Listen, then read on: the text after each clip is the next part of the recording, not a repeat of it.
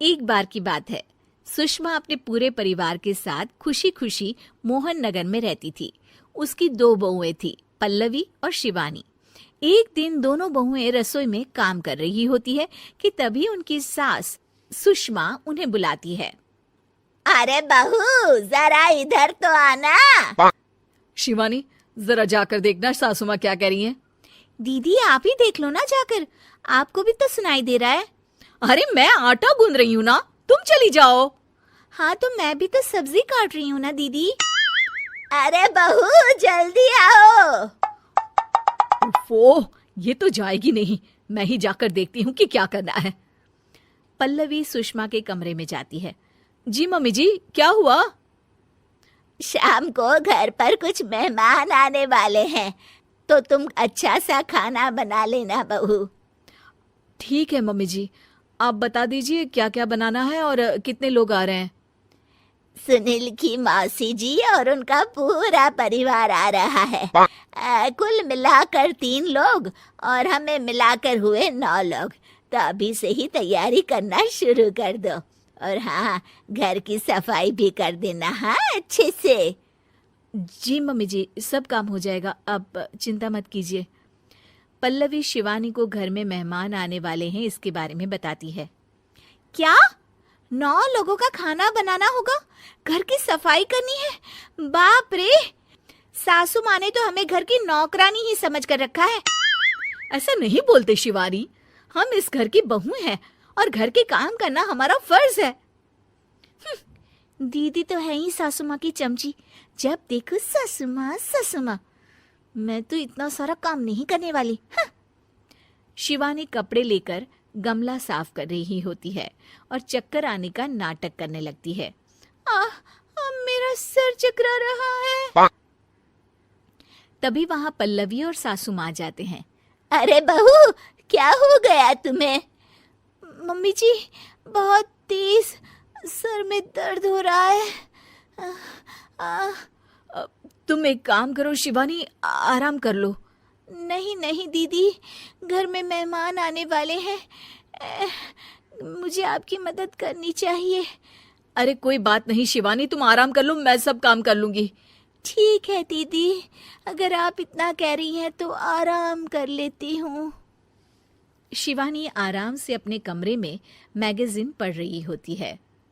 इसे कहते हैं आराम की जिंदगी। इतना सारा काम। चलो, सारा काम खत्म हो गया, शिवानी को देख आती हूँ। शिवानी अपने कमरे में ईयरफोन में गाने सुनते सुनते सो जाती है और उसके साइड में मैगजीन भी रखी होती है। पल्लवी वहां आ जाती है और वो सब देखती है। ओहो, तो मतलब सब काम चोरी का बहाना था। अभी बताती हूँ इसको। घर का सारा काम मुझे करना पड़ा और ये महारानी यहाँ मैगजीन पढ़ रही है, गाने सुन रही है। पल्लवी रसोई से एक प्लेट और चम्मच लेकर आती है और शिवानी को थाली बजाकर उठाने लगती है। शिवानी अचानक से उठती है। उठ गई महारानी, गाने भी सुन लिए, मैगजीन भी पढ़ ली। तुम तो बहुत बड़ी झूठी निकली शिवानी। तुमने सर दर्द का बहाना बनाया ताकि काम करने से बच सको। हाँ, बनाया बहाना, तो क्या करती, इतने सारे काम करती। मुझे कोई शौक नहीं है चापलूसी का। क्या चापलूसी? तुम्हें लगता है कि मैं सारे काम चापलूसी के लिए कर रही हूँ? और नहीं तो क्या। तभी वहां सासू माँ आ जाती हैं। अरे बहू, वो लोग बस आने ही वाले हैं, तुम तैयारियां कर लो। जी सासू माँ, तुझे तो मैं बाद में देखती हूँ। सब खाना खाने बैठते हैं और खाना शुरू करते हैं। तभी सुनील की मौसी बोलती है। वाह भाई वाह, खाना तो बहुत ही अच्छा बना है सुषमा जी, एक एक चीज में क्या स्वाद है। ये सुनकर शिवानी मुंह बना लेती है। उसे अपनी जेठानी की इतनी तारीफ रास नहीं आती।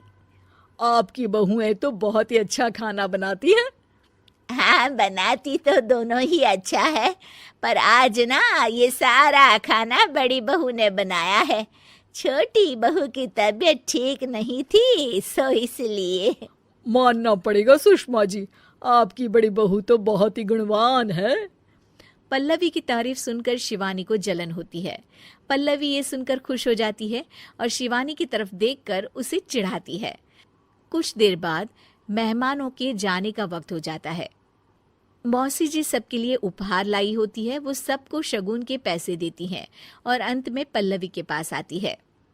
तुम्हारे लिए शगुन का लिफाफा तो है ही, पर बहू तुम्हें एक और उपहार भी मिलेगा इतना अच्छा खाना बनाने के लिए।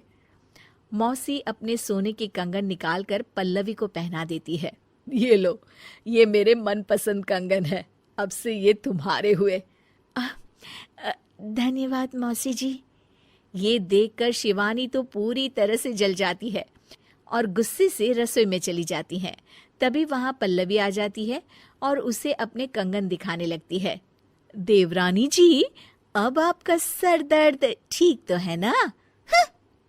मुझे लगता है